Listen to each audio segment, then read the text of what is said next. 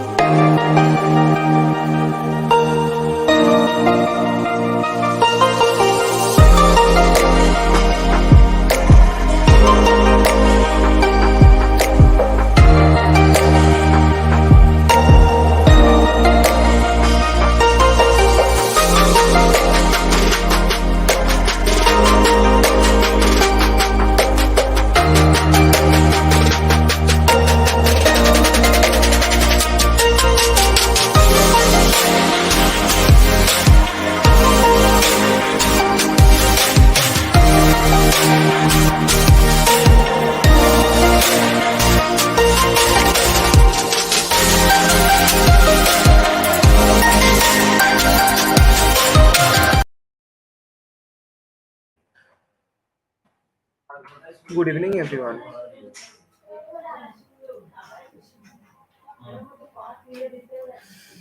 Good evening, everyone.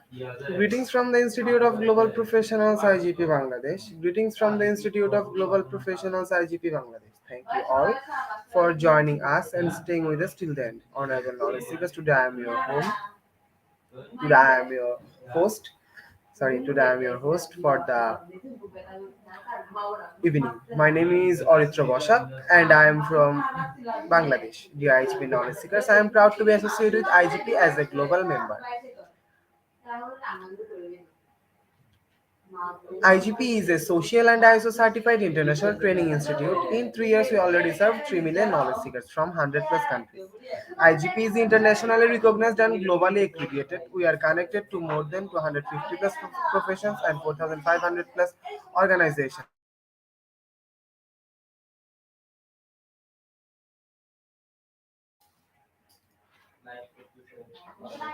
Institute of Global Professionals IGP is the training faculty for skill development which was founded in 2020 and is generating competent candidates to meet demand in the global labor market by providing professionals qualifications.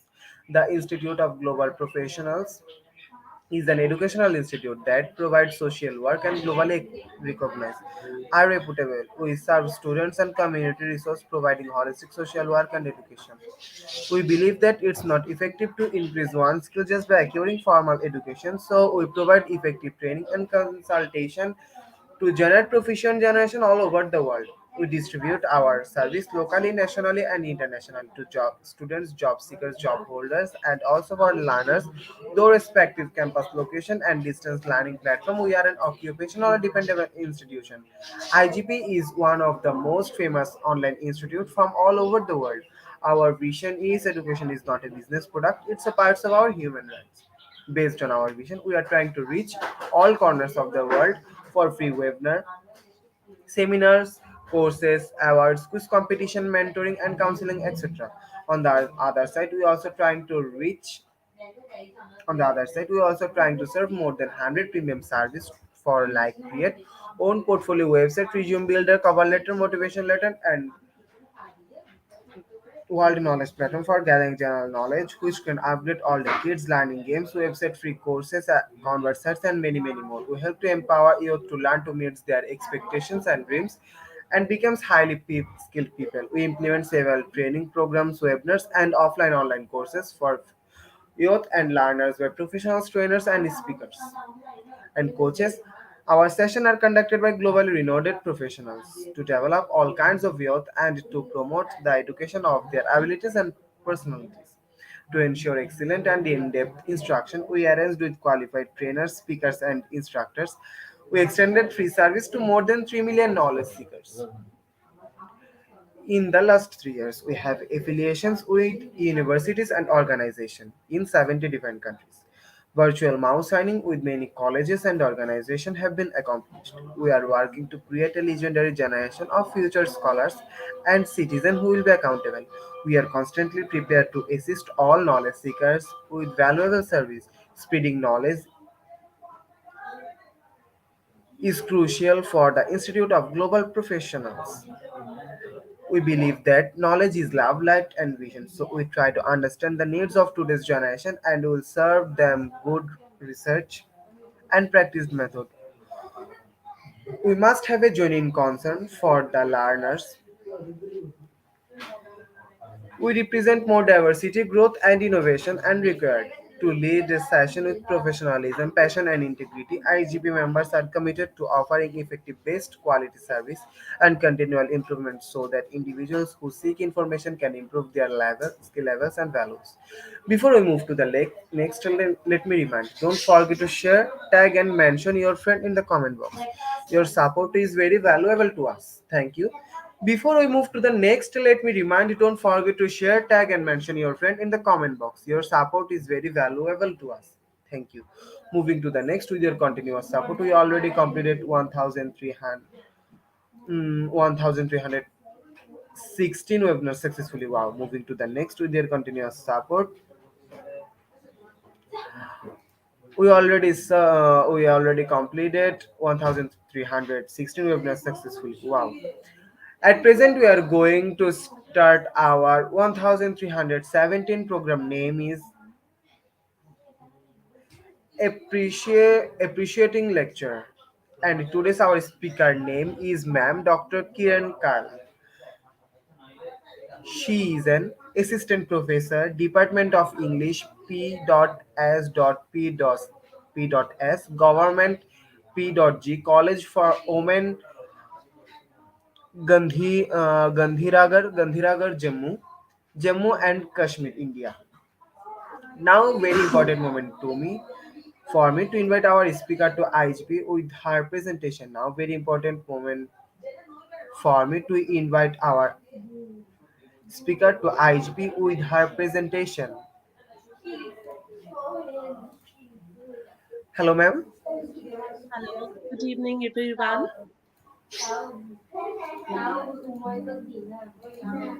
Ma'am, how are you? I'm good, thank you. Thanks for inviting me. Thank you, ma'am. Ma'am, please, IGP Knowledge Seekers wants to hear from you about you, ma'am.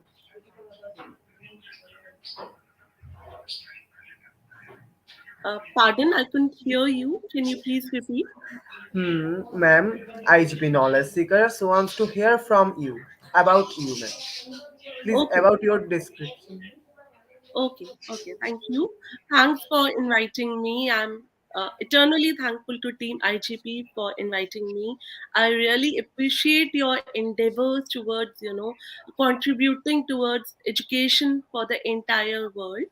So it's my pleasure to be associated with IGP.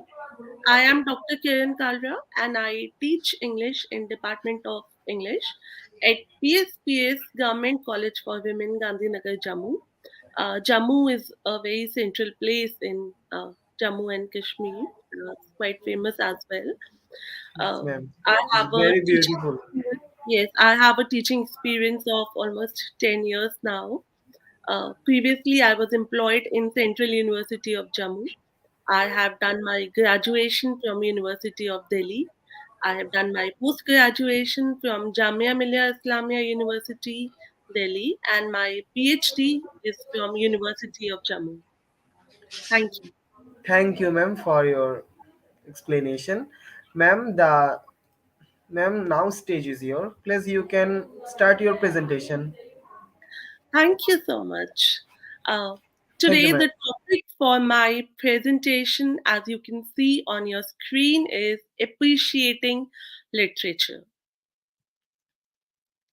I hope my slides are visible. Yes. Uh, I have chosen this topic because literature is something which is very close to all of us.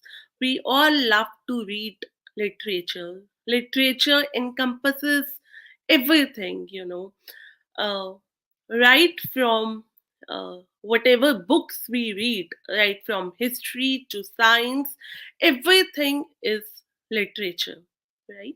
So, today I would like to discuss under this huge umbrella term called literature. I will discuss the importance of literary appreciation. Then, moving ahead, I will come to various elements of literary appreciation. And then I will discuss one by one appreciating drama, appreciating poem, and appreciating novel, taking examples from each of these genres. And finally, I will conclude my presentation. Literature, it's been very beautifully defined by C.S. Lewis that literature adds to reality. It does not simply describe it. It enriches the necessary competencies that daily life requires and provides. And in this respect, it irrigates the deserts that our lives have already become. So, the literature, the definition of literature, which we mostly read and which we come across, is that literature is the story of man. It is a mirror of the society. Whatever we see around us is reflected in the society. But C.S. Lewis very beautifully says that literature not only mirrors the reality, it adds to it. It does not simply describe it, but it gives something of its own also to reality, and that makes literature really beautiful. So, what is literature?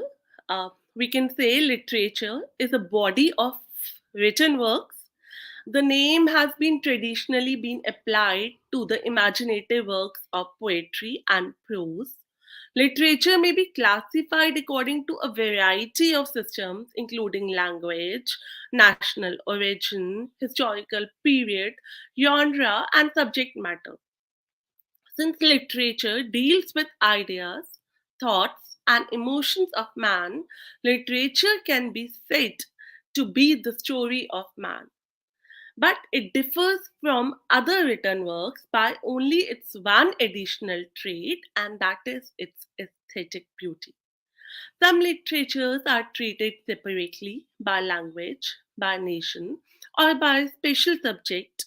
So we have, different types of literatures like Arabic literature, Celtic literature, Latin literature, French literature, Japanese literature, and so on and so forth. So we can say uh, that literature is meant to be both appreciated and interpreted. The authors, they have so much to tell to their readers. They write on different issues, on plethora of topics, and the stories they craft are meant to teach and inspire the humanity. It is beneficial for adults to continue on reading.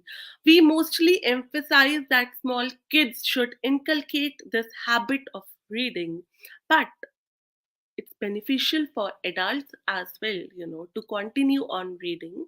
It is one of the many hobbies that can make people smarter. Readers unconsciously improve their minds when they read books. It also increases their ability to retain information. It improves their focus and increases their vocabulary skills as well. And yes, most importantly, literature is a fantastic form of entertainment. Now, why do we need to appreciate literature? Literature, we all have understood what is meant by it. But what is the importance of appreciating literature? So, number one, it allows a proper evaluation of literary works. We can find out, which literary work is good and which is bad. It also develops a connection between the readers and the writers. It also helps the readers to gain information, and it also incites their imagination. Through such attempts of evaluation of literary works, a literary work becomes even more valuable. So that is why we have to appreciate literary works. First of all, I would like to take up drama. Drama, as we all know, is a literature that is meant to be acted on a stage. Drama is always written to be performed, it has to be performed on a stage. The stories are composed in verse or prose, and it's written usually for theatrical performance.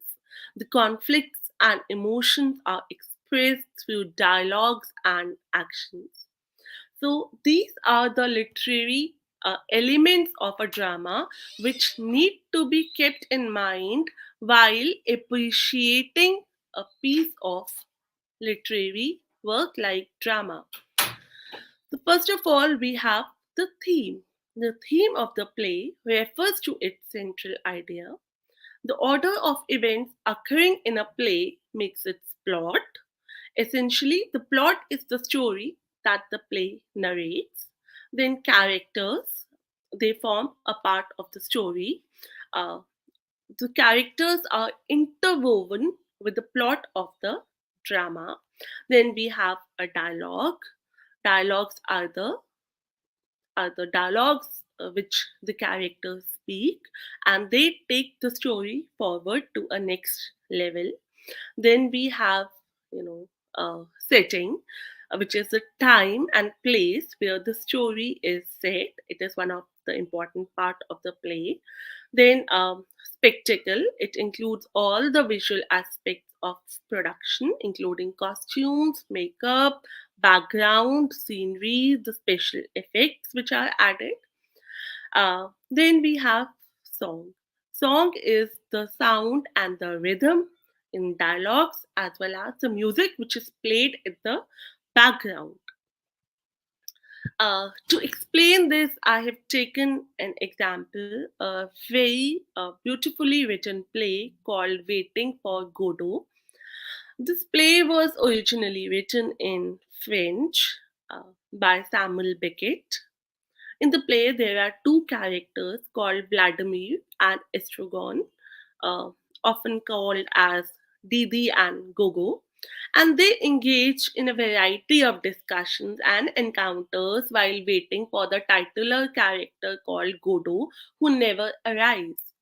So, I would like to just give you a brief summary of the play, and then we can analyze the play on the basis of the elements which I have discussed in my earlier slide. So, what happens in the play? On a country road near a leafless tree, two men, Vladimir uh, and Estragon, they are waiting for the arrival of a man named Godo. In order to pass the time while they wait for this person called Godo, the two men talk about a variety of subjects, including how they spent the previous night. And we get to know that Vladimir passed his night in a ditch, being beaten up by a variety of people. Then they also talk about the crucifixion of Jesus Christ as described in different gospels. And then they also, contemplate whether they should hang themselves from a nearby tree. Then a man named Pozo turns up, leading Lucky, his servant, with a rope around his neck like an animal. Pozo tells him that he is on his way to the market where he intends to sell Lucky, his servant. Vladimir requests that Lucky should entertain them while they wait for Godo to arrive. After Lucky has performed a dance for them, he is ordered to now think, an instruction which leads him to give a long speech which only ends when he is rested to the ground. So Lucky and Pozo leave, and a boy arrives with a message announcing that Godo will not be coming today after all, but will come tomorrow. Which Vladimir and Estragon decide to leave, but then promptly remain exactly where they are. Then, in the second act of the play, which is supposed to open the next day, but although oddly, the tree has grown a number of leaves overnight, which suggests that more time than this has passed between the two acts. So in the second act, Vladimir and Estragon, they are again waiting for Godo. They discover Lucky's hat, which he had left behind, and the two men role play it pretending to be Lucky and Pozo. Then they throw insults at each other to pass the time. Lucky and Pozo return, but now they have changed overnight. Lucky can no longer speak. If you remember, in the first act, he was the one who gave such a huge monologue. But now, in the second act, he is dumb. He cannot speak. And Pozo, who was controlling Lucky in the first act, is now blind. So he and Lucky leave again in the second act, just like the first act, with Vladimir and Estragon left to wait for Godo. The boy returns, but he denies being the one that came to them yesterday. Once again, he says Godo will not be turning up today, but will come tomorrow for sure. The two men decide to hang themselves in their desperation. They decide to leave, but stay exactly where they are. So, this is a story in two acts, and it has been said by many critics that it is a play in two acts where nothing happens twice. So, this is a story all about. Now, when we have to analyze this play, when we have to appreciate this play, we have to keep in mind, we have to look up at the themes which have been discussed in this play. So, as you can see on the screen, the most important theme is waiting. Then we have humor and the absurd, waiting, boredom and nihilism, humanity, companionship, suffering, and dignity. The play is filled with nonsensical lines, word plays, meaningless dialogues, and characters who abruptly shift emotions and forget everything, ranging from their own identities. They don't even remember their own names. They also forget what happened yesterday. As Beckett's title indicates, the central act of the play is waiting, and one of the most salient aspects of the play is that nothing really happens, and nothing happens twice. Vladimir and Estragon spend the entire play waiting for this person called Mr. Godo, who never comes. And Estragon repeatedly wants to leave, but Vladimir insists that they stay in case Godo turns up. As a result of this endless waiting, both Vladimir and Estragon are bored to death. Beckett's play is filled with a great deal of physical, mental, and emotional suffering. Vladimir and Estragon, especially Estragon, are starved for food. They are in physical pain and bored to death. Both fear an anonymous they who threatens to beat them at night. They are unable to move off their own accord. Estragon mentions billions of others who have been killed but does not elaborate. Lucky is horribly treated, pulled about by a rope tied around his neck, beaten by Pozo, and kicked repeatedly by Estragon. All of this suffering has a dehumanizing effect and robs characters of their dignity. So, meaninglessness of life is the basic theme of this play. This play comes under the category of theatre of absurd. Absurdists, they were nihilists. They felt that life is meaningless. The time of our birth is fixed, and the time of our death is also fixed. So there is a gap between the time of birth and time of death. And what we are doing is we are just filling in that gap, and we are just waiting for that Godo. We are, the life is a continuous cycle of waiting. We just keep on waiting for some meaning, some hope of our life which fails to come. So uh, this is the basic theme of the play.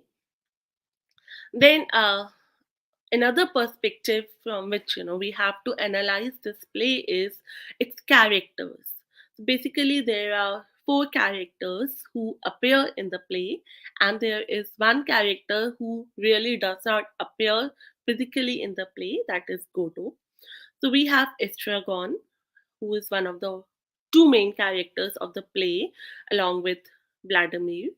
Estragon is rather helpless on his own. In the beginning of this play, he just struggles to take off his boots. Vladimir is perhaps the real protagonist of the play. He seems to be a little more rational than his counterpart, Estragon. Uh, Unlike other characters in the play, he has a sense of linearity of time. Then we have Godo. While Godo never appears on the stage or has any lines, he is such a significant absence in the play that he may be rightly recognized as one of the characters of the play. Then we have Pozo, who runs into Vladimir and Estragon while journeying along the road in both the acts. He abuses Lucky and treats him as a slave, pulling him around with a rope tied around his neck. And very ironically, he turns blind in the second act. And Lucky is Pozo's slave, whom Pozo treats horribly and continually insults, addressing him only as a pig. He's mostly silent in the play, but gives a lengthy, mostly nonsensical monologue in the second act, and he turns ironically dumb in the play. So, this is the irony, the absurdity of human life.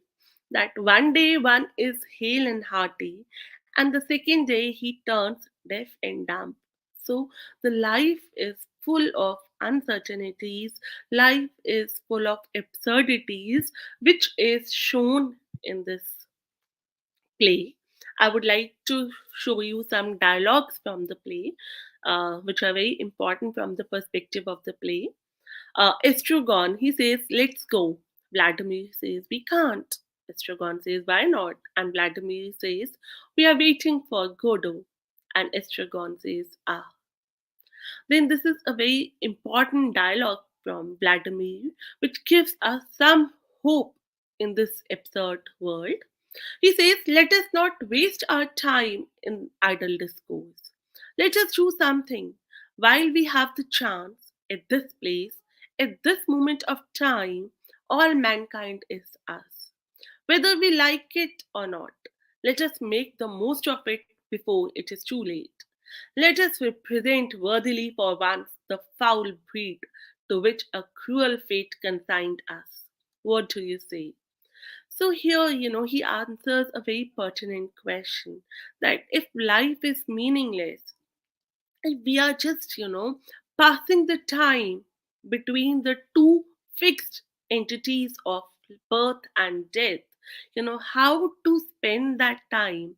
So Vladimir says that though we are passing the time, we still have the chance to make the most out of it. We should not let this time go away. We should try to make the most of it. And he also says that we, at this point of time, represent the mankind. So, a very beautifully written play. And then, yes, Estragon, he says, nothing happens, nobody comes, nobody goes, it's awful. So, this is the meaningless absurdity of life. Then comes to the next element of the play, which is its setting. So, in this play, there is no setting except for a country road and a bare tree, which represents the inner feelings of its characters. There is no song, no melody. Spectacle is the country road and a bare tree, which evoke a sense of barrenness of human life. Though in the second act, we have some leaves on the tree, which symbolizes hope. So, setting is a very important aspect of a play. Now, moving ahead to the next genre of literature, which is poem. So, when we have to analyze a poem, we have to keep in mind these points which you can see on your screen. I hope we all understand what is a poem. A poem is a piece of writing, usually using some kind of rhyme scheme or metrical pattern, which expresses a writer's feelings. So, when we have to analyze a poem, we need to know the context of that literary work. Then, structure of the work is important. We should know the poetic devices which the poet has employed in the work, and then themes which are inherent in the poem should be analyzed. So, for this poetry, I have taken a very beautiful poem called Solitary Reaper by a very famous romantic poet of English literature, William Wordsworth. So, when we have to consider the first point, that is the context of the literary work, we have to understand the poet and his milieu and the time at which he was writing the poetry. So we begin with an introduction of the poet William Wordsworth, who needs no introduction. He was born on April 7, 1770, and he died on April 23, 1850.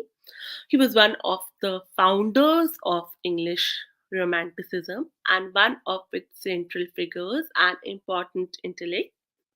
He is remembered as a poet concerned with the human relationship to nature and an advocate of using the vocabulary and speech patterns of the common people in poetry.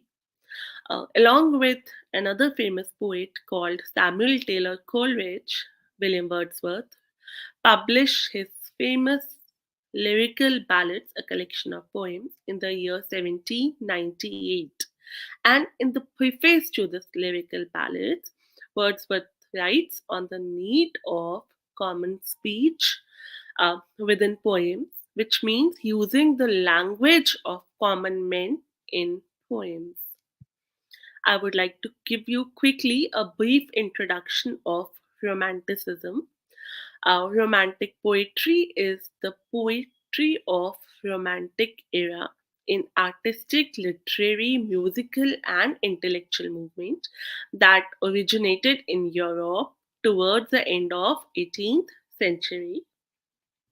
This movement saw various artists from various walks of life, like painters, musicians, singers, etc., glorifying the subtleties and beauty of nature, emotions, and past. So, the period between the late 1780s and 1790s until the 1850s came to be known as the Romantic Age. The famous poets, apart from William Wordsworth and uh, Samuel Taylor Coleridge, include John Keats, Percy Bysshe Shelley, Walter Elba Scott, Robert Burns, and Lord Byron. This is a very famous definition of poetry by William Wordsworth. He says poetry is the spontaneous overflow of powerful emotions recollected in tranquility. So a poet, unlike common beings like you and me, he has a spontaneous overflow of powerful emotions. Whenever he's close to nature or whenever he sees something happening around him, he has a strong overflow of powerful feelings, which he recollects in tranquility, and then a poem is created. Now, coming to this beautiful poem called The Solitary Reaper, it was composed by William Wordsworth when he went to have a trip along with his sister Dorothy to Scotland in the year 1803. The poem was published in the year 1807. Uh, in this poem, the speaker tries and actually fails to describe a song which he heard a young woman singing as she was cutting grains in a Scottish field. The speaker does not understand the song and he cannot tell what it was about, nor can he find the language to describe its beauty. He finds that the traditional poetic metaphors for a beautiful song fail him. The poem thus calls implicitly for a new kind of poetry, one that is better able to approximate and describe the pure, unpretentious beauty of the reaper's song. So, without much ado, let's come to the poem. Behold her single in the field, yon solitary highland lass, reaping and singing by herself. Alone she cuts and binds the grain, and sings a melancholy strain. Oh, listen, for the vale profound is overflowing with the sound. The poet says, look at her, alone in the field, that Scottish girl by herself over there. She's cutting the grain and singing to herself. Stop and listen to her, or walk on quietly. She cuts and gathers the grain and sings a sad song. Listen, the deep valley is overflowing with her music. So the poem is an invitation to contemplation. The speaker asks the readers to stand and watch as a Scottish woman, a Highland lass, is cutting the field of wheat with a sickle and singing a beautiful song which has filled the entire valley with a melancholy, beautiful strain. Moving ahead. No nightingale did ever chaunt more welcome notes to weary bands of travellers in some shady haunt. Among Arabian sands, a voice so thrilling never was heard in springtime from the cuckoo bird, breaking the silence of the seas among the farthest Hebrides. So, here in this stanza, the poet compares the song of the solitary reaper with the song of cuckoo and nightingale, the most melodious birds. So, he says, no nightingale ever sang more soothing notes to tired groups of travelers as they rested at an oasis in the Arabian desert. The cuckoo bird also has never sang with such an affecting voice in the spring, breaking the silence around the Scottish Isles. The poet compares the young woman's song with nightingale and cuckoo, the most celebrated birds by the writers and poets for the sweetness of their voice. But here he complains that neither nightingale nor the cuckoo bird ever sang a song that is as sweet as that of this solitary reaper. He says that no nightingale has sung the song so soothing like that for the weary travelers. He's utterly enchanted. He says that her voice is so thrillingly penetrable, like that of the cuckoo bird, which sings to break the silence of the Hebride Islands. He symbolically puts forth that her voice is so melodious and more than that of the two birds known for their voice. Arabia, as we know, is historically a region of Middle East comprising the present-day Saudi Arabia and surrounding regions. And romantic poets and painters often invoke it in their works, using it as a symbol for distant and exotic islands. Whereas Arabia is a hot, arid climate, the Hebrides, a chain of islands north of Scotland, are maritime and cold. Where Arabia is distant and exotic, the Hebrides are much closer to home. So between the two locales, then the speaker spans the entire world, suggesting that nowhere in the world can one find a more beautiful singer than the reaper. Will no one tell me what she sings? Perhaps the plaintive numbers flow for old unhappy far off things and battles long ago. Or is it some more humble lay, familiar matter of today, some natural sorrow, loss or pain that has been and maybe a king? So now poet asked this rhetorical question that will anyone tell me what she is singing?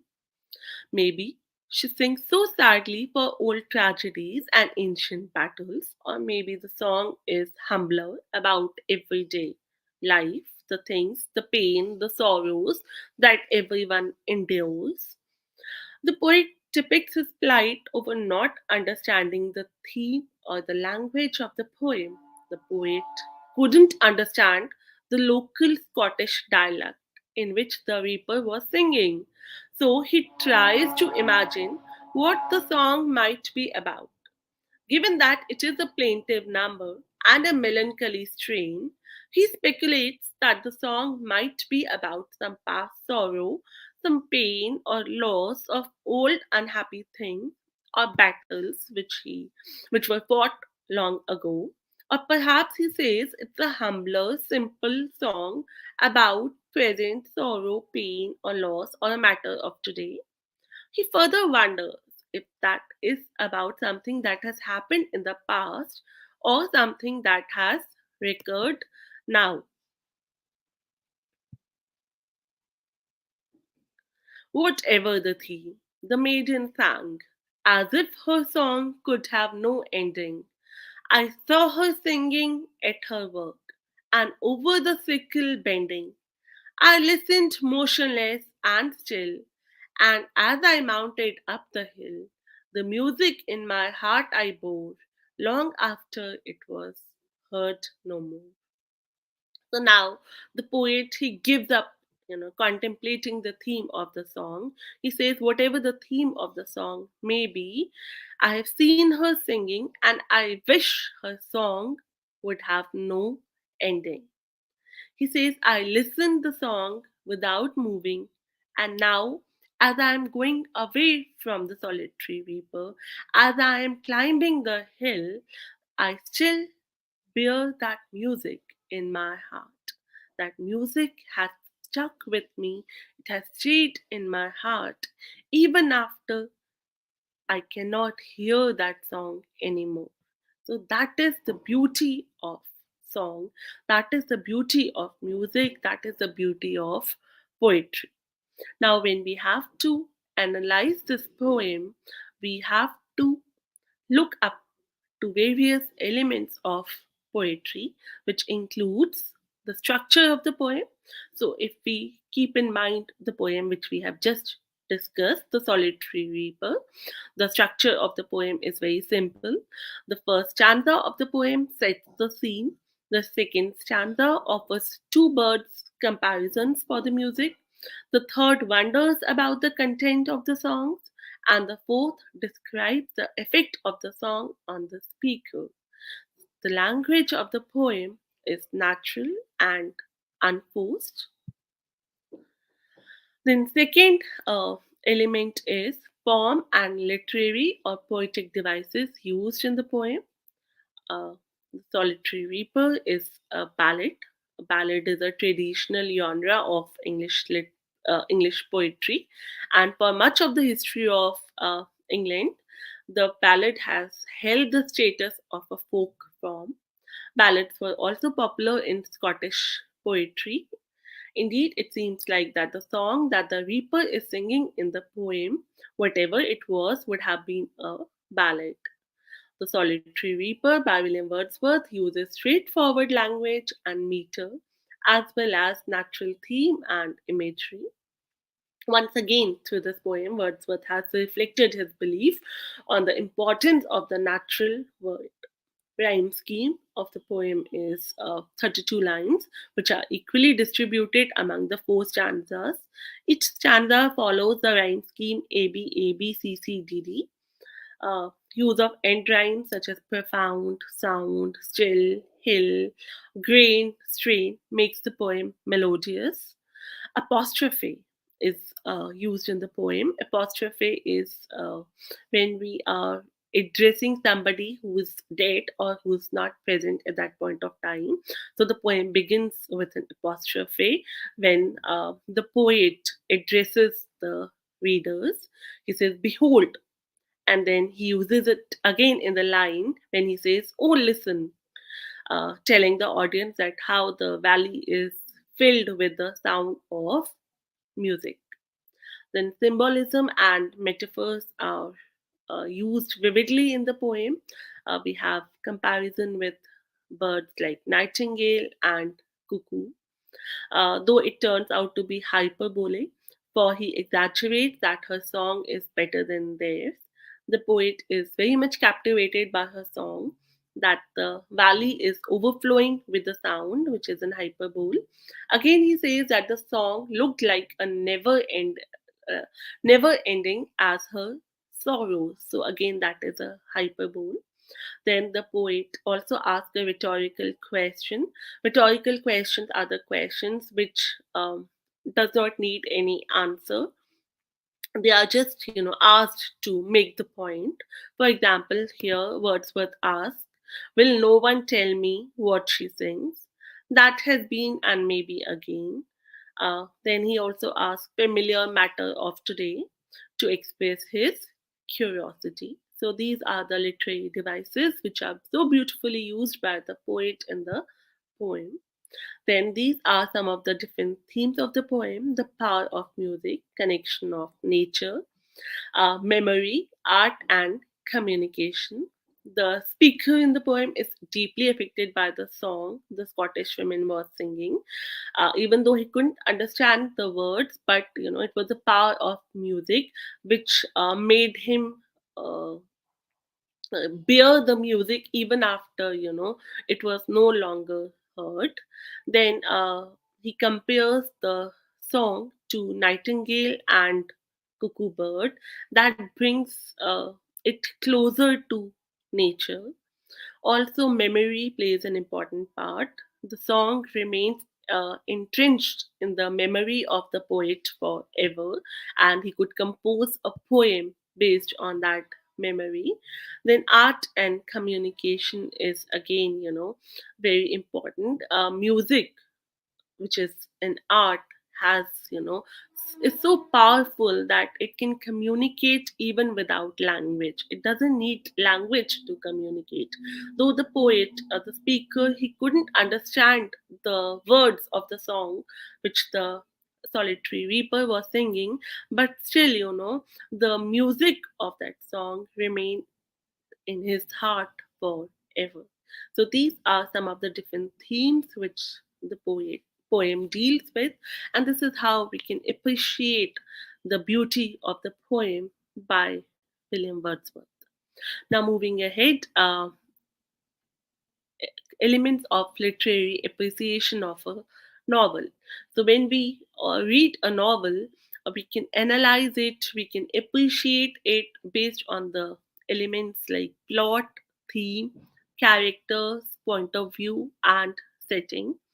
I hope we all understand what is meant by a novel. A novel is a story, a fictional story, which tells about people and events which are not real.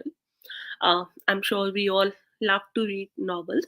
I have taken a very beautifully written novel called The Funny Boy by Shyam Silvadurai, a Sri Lankan uh, novelist. It's a very beautifully written novel about the theme of homosexuality, about the theme of diaspora, about the theme of nationalism.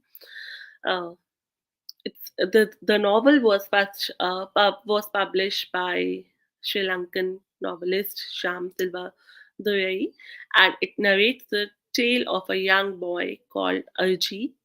His full name is Arjun Chelvaratnam.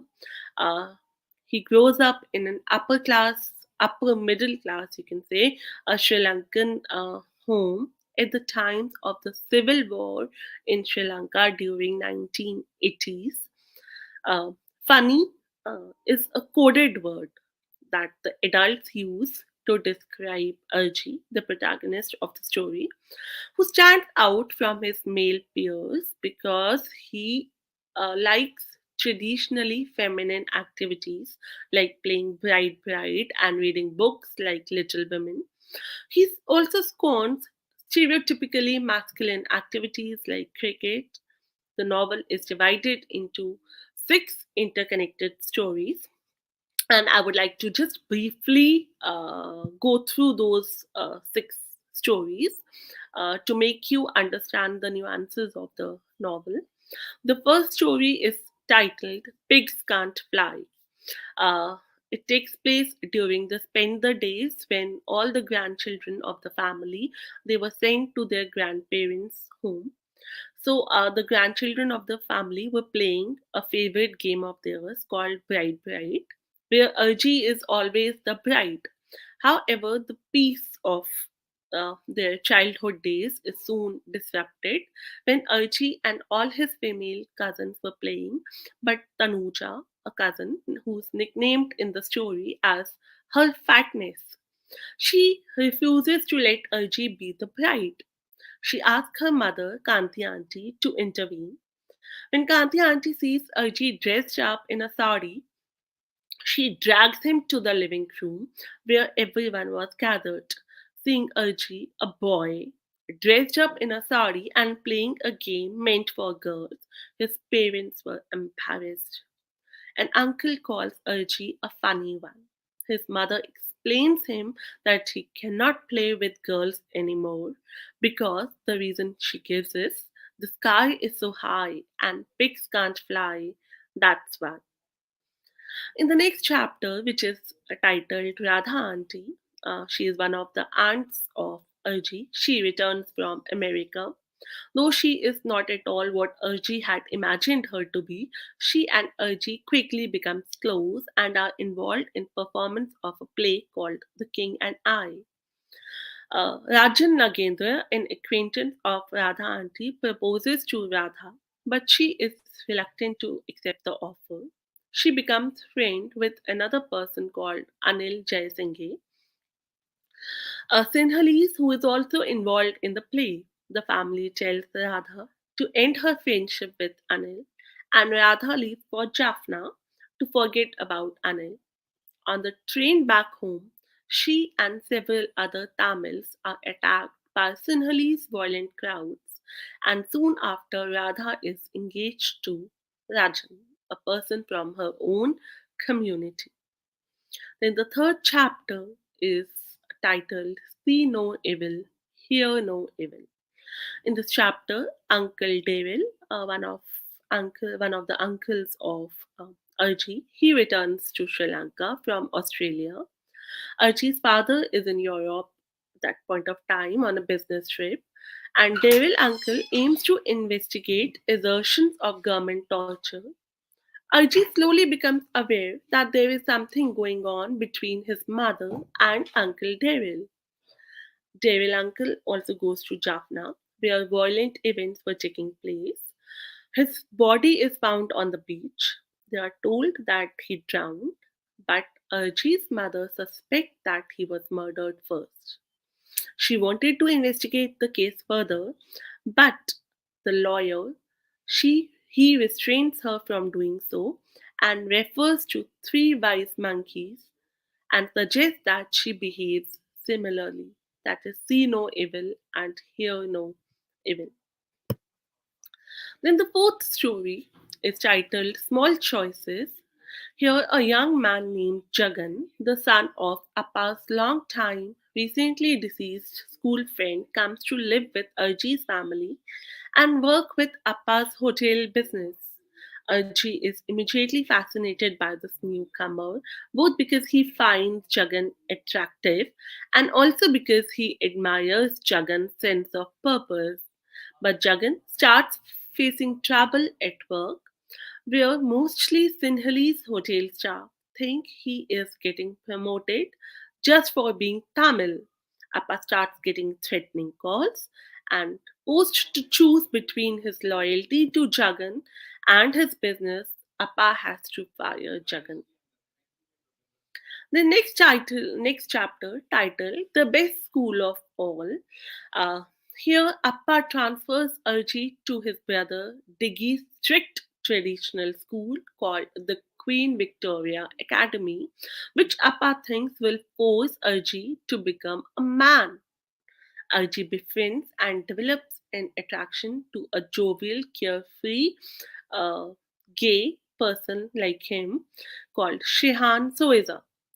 The principal of the school, whom they call Black Tie, asks Arjit to recite two poems for an upcoming ceremony, which Arjit soon learns is intended to maintain Black Tie's control over the school. So Arjit hatches a plan. Instead of dutifully reciting his poems during Black Tie's ceremony, he purposefully bungles them and ensures that the Black Tie speech, which is based on the poems, comes out looking ridiculous instead of inspiring. And the last part of the story, which is the epilogue called Write Journal, it consists of Arji's notebook during 1983 Tamil Sinhala riots that eventually turned into Sri Lankan civil war. Arji learns that Sinhalese mobs are burning down Tamil homes and businesses in Colombo, and then that the government is actively supporting these mobs, giving them lists of Tamil families from voter rolls. So the family decides to flee from Sri Lanka to Canada, and in his final journal and entry, Archie returns to his burnt out home for the last time and cries. So, this is how the novel ends. Now, when we have to analyze, when we have to appreciate this beautifully written novel, we have to discuss the themes of the novel. The themes are masculinity and queerness. Society demands conformation to its predefined roles of masculinity and femininity, and any deviance from anybody is treated in the society with disdain. Uh, then forbidden love and family. So same sex is forbidden in most of the societies of the world. Then another important theme is nationalism, ethnic conflict, and violence. So the novel is based on Tamil and Sinhala conflict, which reached its pinnacle in 1983, leading to violence and a lot of bloodshed. And many Tamil families were forced to leave their home behind and seek shelter in a new land and become part of a diaspora community. So these are the various themes the novel reflects on.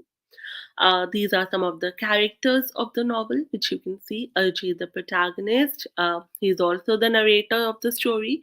The story begins when he is a 7-year-old boy who loves to play bride, uh, though he doesn't understand, what is wrong with it, whatever he does. He's clever enough to find out that the other's view of his behavior is strange, and it upsets him.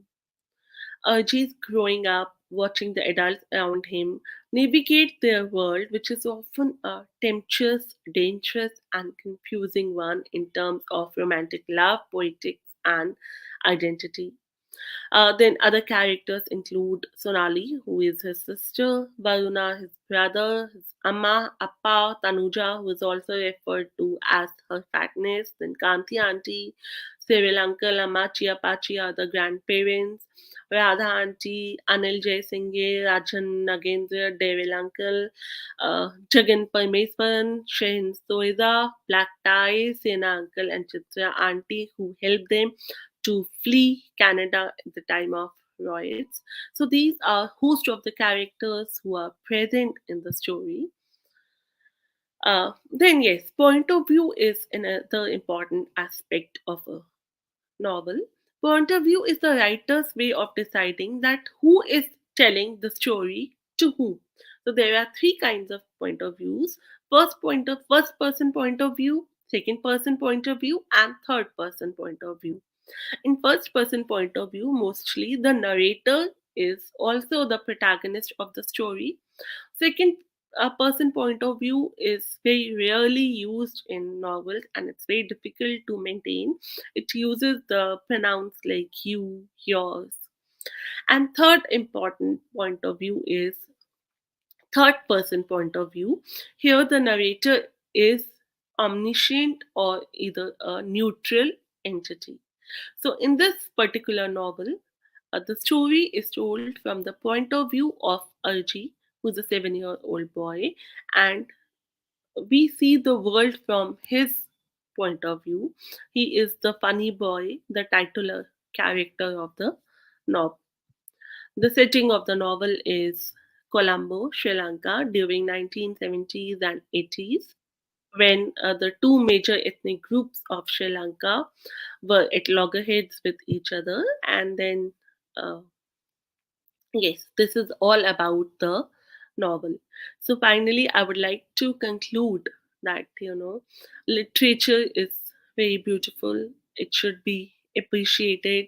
Life is manifested in the form of literature. Without literature, life ceases to exist. Literature is the foundation of humanity's cultures, beliefs, and traditions. It serves as a reflection of reality, a product of art, and a window to an ideology. Everything that happens within a society can be written, recorded in, and learned from a piece of literature. Whether it's poetry, prose, literature provides insight, knowledge, and wisdom, and emotion towards the person who partakes it entirely.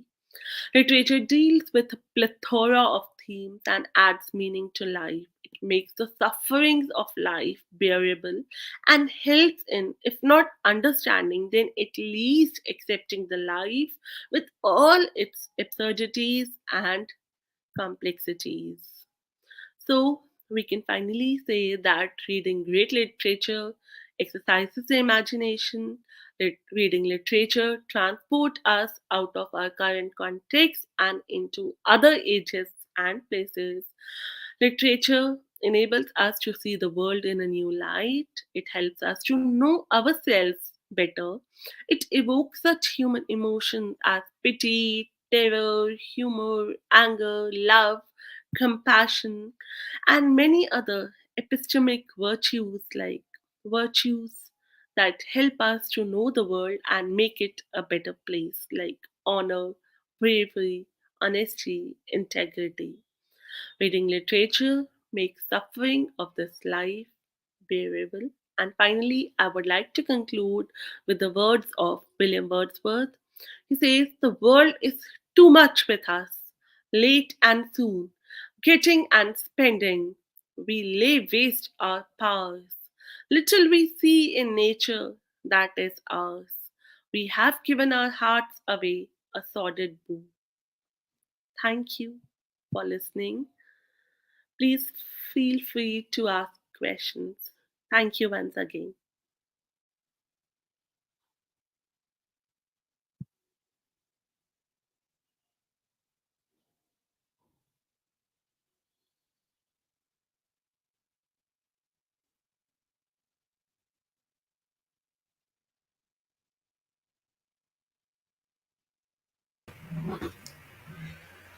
Thank you, ma'am.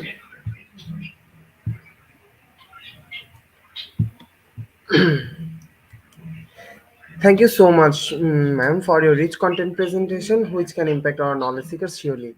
After your presentation, I hope our knowledge seekers can learn something new, which was our only intention, ma'am.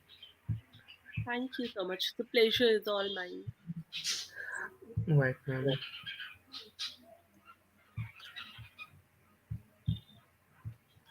Once again, thank you so much, dear ma'am, for your presentation. Now, ma'am, it's time for the question answer part, which is the one more valuable part of our regular webinar. Honor well, ma'am. Please stay with us. After a short video, we will start. We will be back in our session part two, which is the question answer part. Dear IGP knowledge seekers, please ask your question in the comment box as much as you want to know from our speaker. Thank you. After question answer, we have an webinar certification and quiz competition. Thank you. Dear IGP knowledge seekers, please ask your question in the comment box. Our ma'am is waiting for your comment. Ma'am, after a short video, we will be back, ma'am. Please stay with us.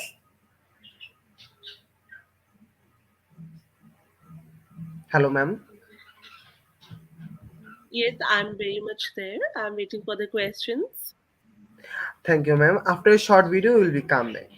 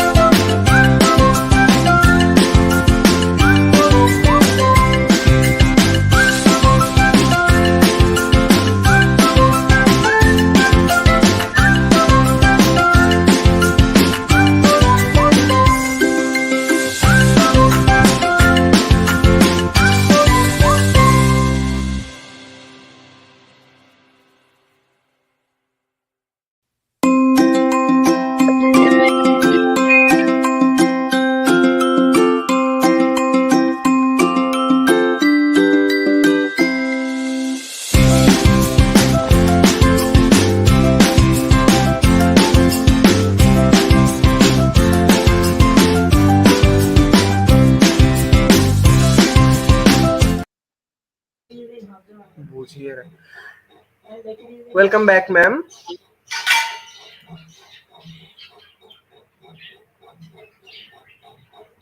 IGP Nonske, please ask your question in the comment box. Ma'am, our question from Litrim Barha. What are the points to include in the literary appreciations? Okay, as I have discussed in my presentation, we have different genres in different of literature, and when we have to appreciate a particular genre, we have to keep in mind different points, different elements pertaining to that particular genre.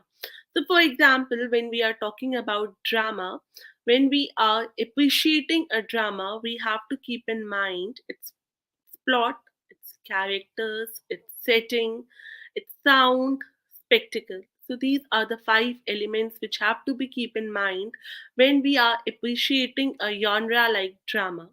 When it comes to poetry, we have to appreciate it from the point of view of its the literary devices which are used in the poem, like symbols, imagery, hyperbole, apostrophe, its structure, the rhyme scheme, the number of lines in a stanza, its theme. All of these points have to be kept in mind when we read a piece of poetry. When it comes to novel, we have to see the point of view of the novel, that is, who is telling the story, the who is the narrator of the story, then what are the different characters of the story, what is the plot, what are the themes of the story. All these points have to be kept in mind when we are appreciating a genre like novel. I hope I clear my point.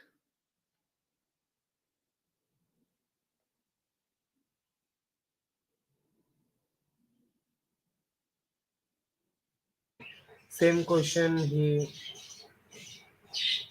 question and another day. Ma'am, our question, next question from Ilbo.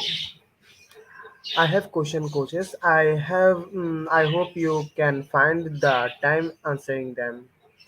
Thank you in advance. My question is first, why do writers write? Okay, I take the first question first. Why do writers write? Writers are specially blessed people. They are more thinking beings. We all observe things around us, but writers, they observe it more minutely. And as I have given you the definition of poetry by Wordsworth, he very beautifully defines it that poetry is the spontaneous overflow of powerful emotions recollected in tranquility. So these writers, these poets, they have spontaneous overflow of emotions. They observe the world from a different point of view, and they try to record their observations for the posterity. They write it in the form of novel, they write it in the form of a drama, they write it in the form of poetry. Whatever genre they choose, they leave it for the readers. So once they are writing, it is their text, and once it's written, it has come to the readers, then it becomes our text. It is up to us how we interpret that text, how we appreciate that text, and therein comes the role of literary appreciation. Yes, can we move to the second question?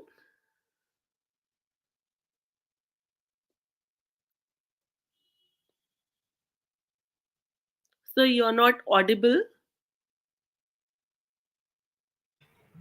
My mic is mute. Sorry, ma'am. I could make out, no issue.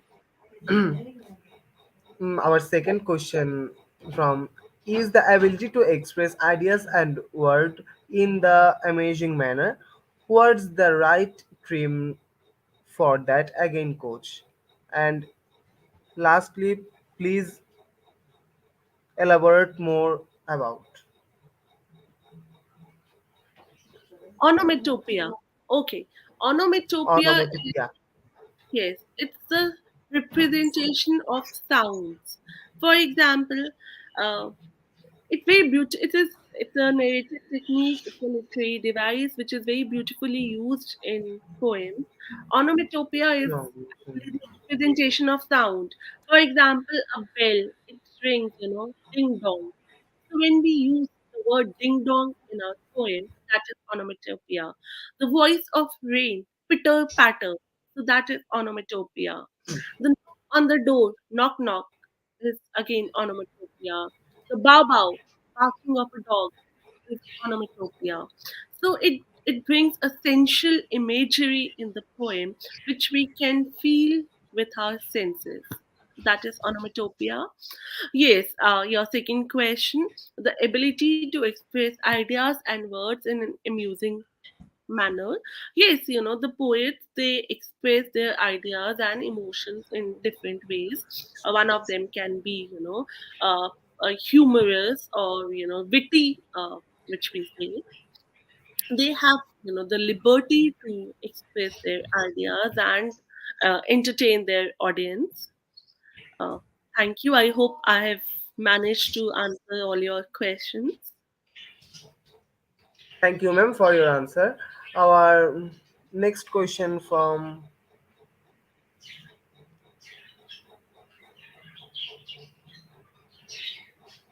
Ida. How can literature be appreciated more? Okay. Uh, the more we read literature, I think we will be able to appreciate it better. With experience, with reading, with our knowledge, we can appreciate literature. Literature is so beautiful, it's so vast, it deals with so many different, topics, so many different themes. Uh, it encompasses the entire human life. So once we start reading, we can make distinctions between a good piece of literature and a badly, or we can say not so good piece of literature. And when we are familiar with the nuances of literature, when we are able to make out, for example, we have to appreciate poetry. So if we know, what are the different literary devices which are used by poets in the poem, I think we will be able to appreciate literature more and in a better way. Thank you, ma'am. Our next question from Swami. Hello, everyone. Good evening, ma'am. How can I motivate my son to appreciate literature when he does not enjoy reading books? Yes, I think this is a problem which almost a lot of people are facing in this world today. Children, they are more motivated towards video games, and uh, we have lost the habit of reading a book, a paper edition of the book. We are more moving towards Kindle and online editions of book. Because of which we are losing interest in literature. you know so if we can give small comic books, we can start from small comic books or small stories written for children. This will inculcate interest in reading. We, or as adults, also have to take part along with them in reading. Reading is not only for kids. Adults should also continue reading, and if we sit along with them, we read stories to them, they will be motivated to read stories and they will be able to appreciate the literature in a better way. Thank you, ma'am, for your answer. Our our second question. Good day, ma'am. What is the impact of reading literature in our daily lives? Yes, a very good question again. As I have also, mentioned in my presentation, that literature, reading literature makes this life understandable. If not understandable, the life is so complex. It's full of, pain, suffering. Uh, we all question at one point or the other of our life. We all question the meaning of life. We all, talk about absurdity of life, the non-linearity of time, always, doing good will not fetch you good in your life. So life is sordid, it's painful, and this literature helps us, to get away with those negativities of life. It helps, to make the pain of life more bearable. Literature evokes feelings of pity, and pity and sorrow, and because of that we are, sort of purged of those emotions. Those emotions are purged from us. When we read a sad story, we cry our heart out, and then, we feel lighter, we feel better. When we read literature, we find that, we are not the only ones who are suffering.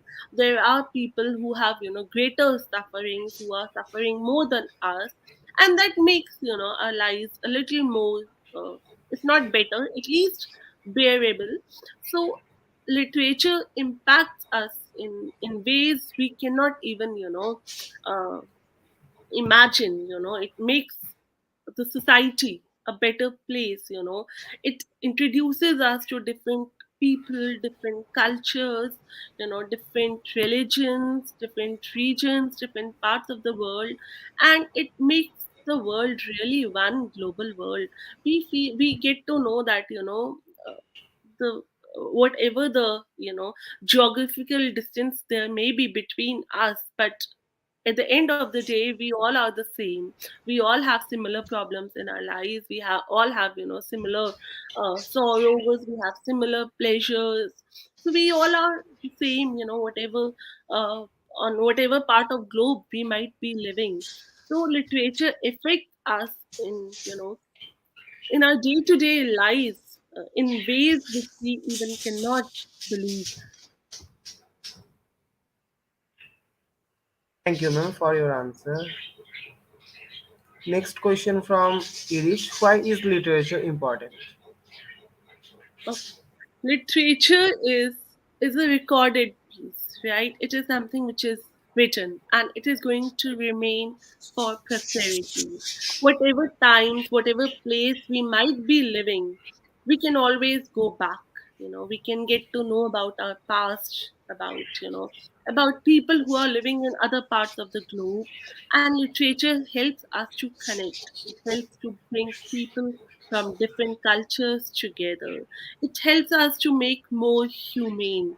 It, arouses the virtues, human virtues of honesty, modesty, kindness in us, and makes us, more humane and, more worthy of living in this society. So literature has a lot of, importance in this world. I think it's more important than, other subjects which are taught in school like mathematics or sciences, because literature makes us what we are, and then, other things comes later. Thank you, ma'am, for your answer. Thank you so much, ma'am. Ma'am, here is no more question. Okay. Thank you, ma'am, for coming here and sharing your knowledge. Thank you so much. Okay, ma'am. Once again, thank you so much, Honorable Ma'am, for your time in IGP. We have learned a lot from you with the new topic.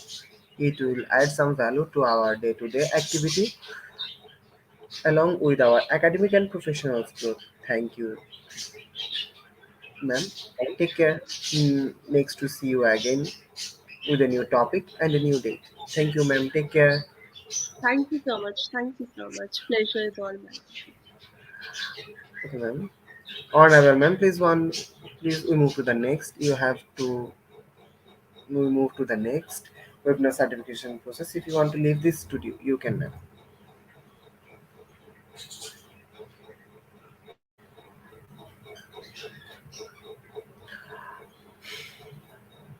IGP knowledge seekers, it's time for the webinar certification process, the most attractive and powerful part of our regular webinar. After a short video, we'll start our webinar certificate.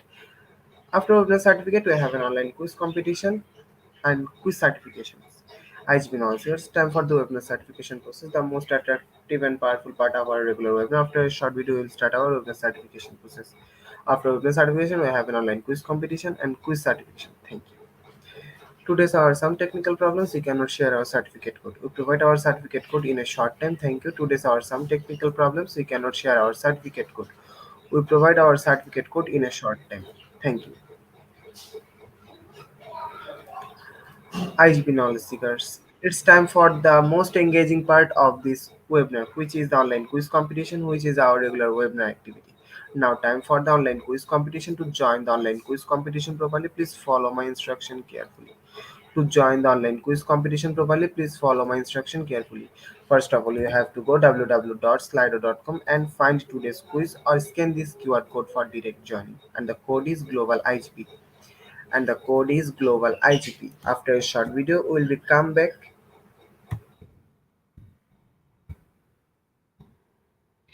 After a short video, we will be come back. Please stay with us and enjoy quiz session. Thank you.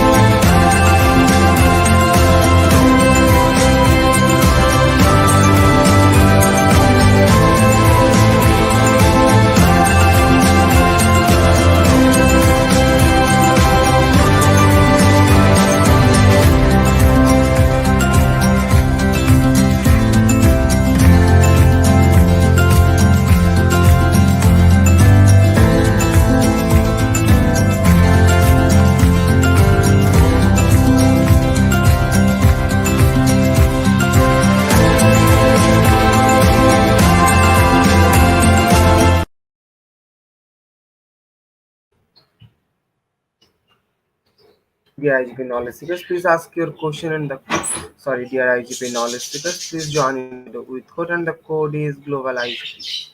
Dear IGP knowledge seekers, please join in Slido with code and the code is global IGP.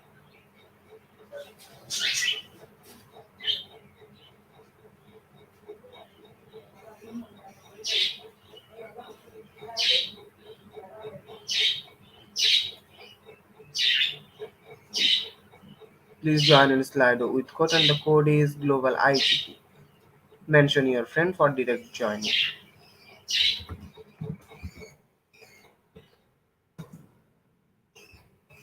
Please mention your 5 friends for joining here and for quiz competition and quiz certificate.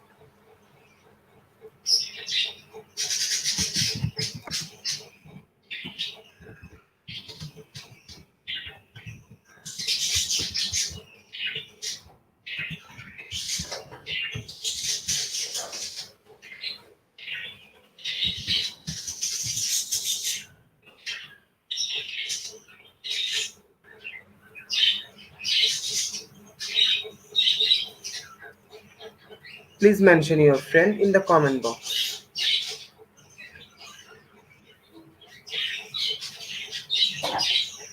Mention your friend in the comment box.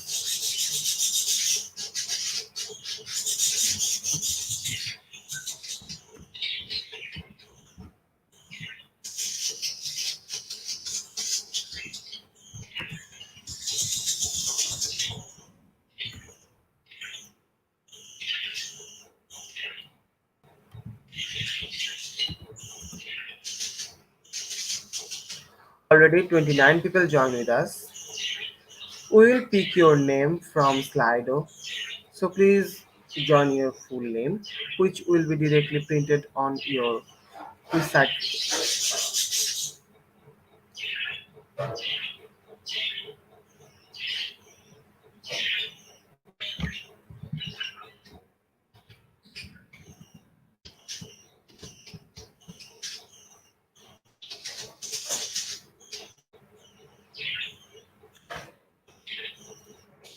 Let's start. Our first question from appreciating literature requires at least dash reading one or two,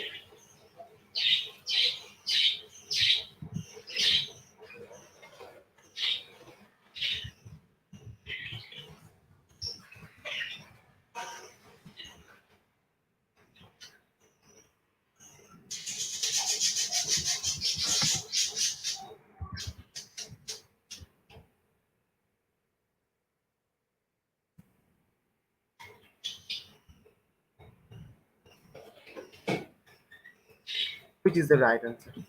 Who is the right answer? And 59% people are right. Moving to the next question, and our second long question is: what is literature? Work from fiction that include language and documentaries,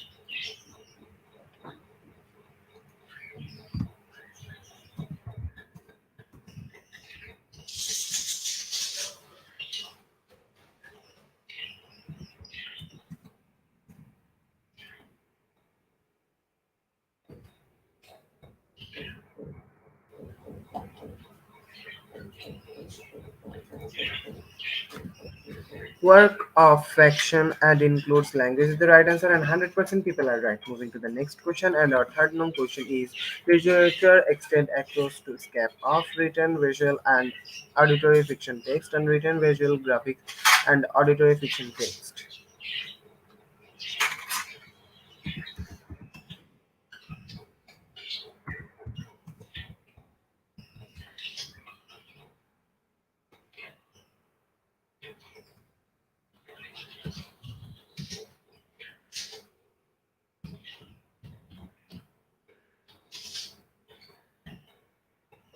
Second option is the right answer, and 91% people are right. Moving to the next question, and our fourth known question is: studies of literature focus on word count and emotional and critical response of in leaders.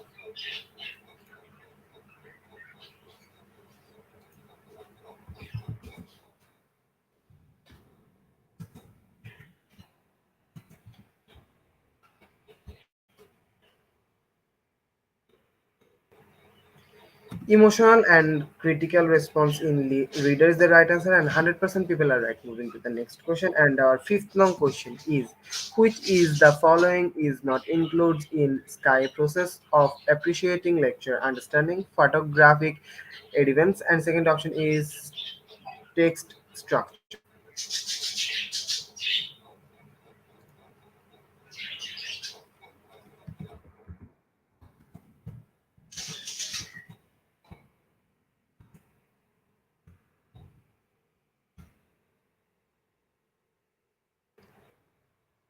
Photography,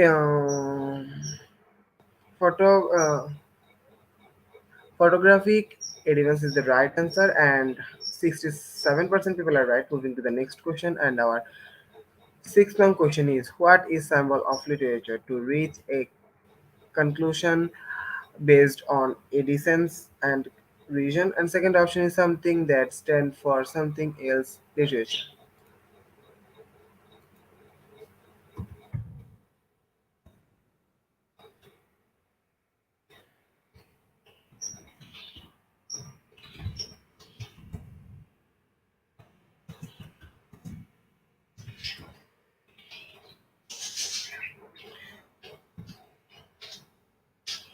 Second question is the right answer, and 47% people are right. Moving to the next question, and our seventh long question is: art history believes that culture can be adequately understood without understanding and appreciating literature. True or false? Is it true or false?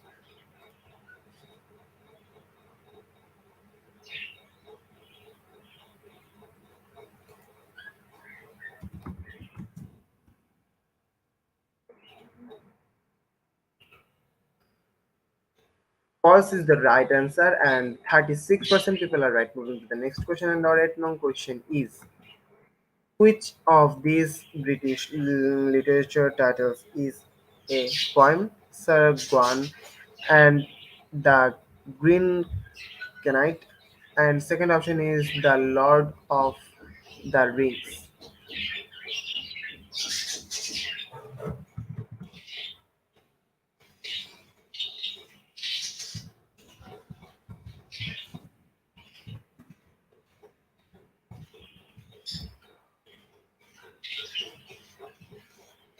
Gain and Green Knight is the right answer. 94% people are right. Moving to the next question, and our ninth long question is: a reference to a famous person, place, event, or other work of literature, allusions, and idyllics.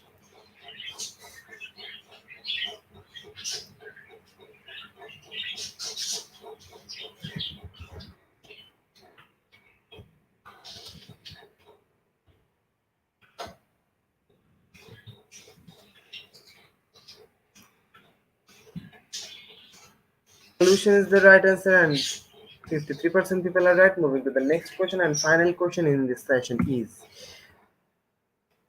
this type of literature can make things come alive because they can create a and write world. First option is fantasy, and second option is fiction.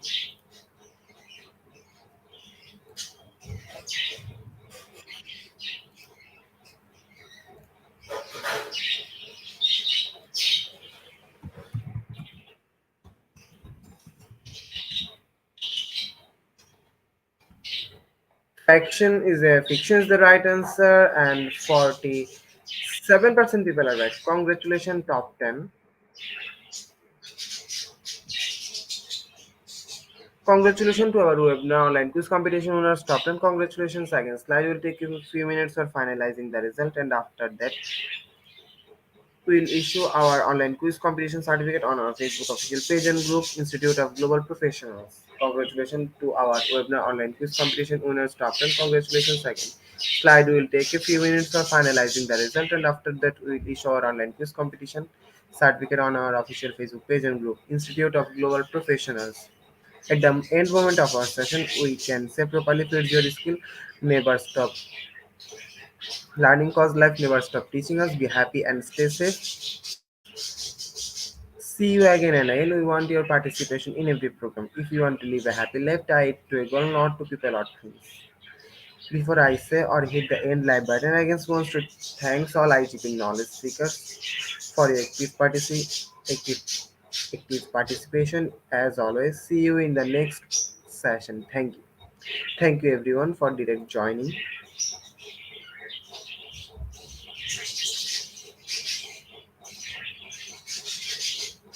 Thank you everyone for stay with us. Thank you.